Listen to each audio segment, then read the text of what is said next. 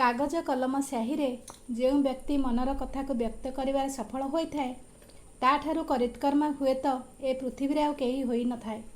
छोट दिने मु सबुबले लक्ष्य करे मो बुढ़ी माँ मंदिर को प्रतिदिन जाए आ फेरिबा बाटरे पड़ुवा सिलाई दुकान रु किसी छोट छोट कपड़ा तार फूल डालरे आनी रखे।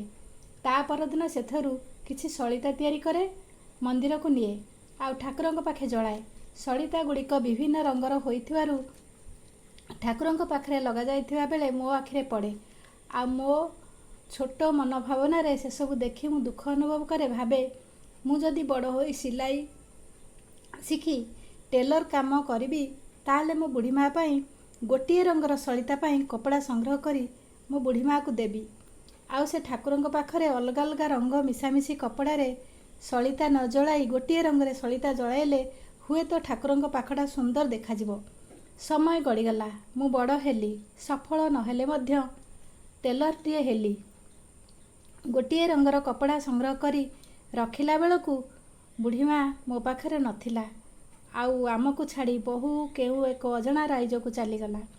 साइती रखुथिबा समान रंगर कना भितरे मु मो बुढ़ी माँ रो असहायता को निरेखी देखिबा छड़ा मो पाखरे आ कौनसी उपाय नथिला।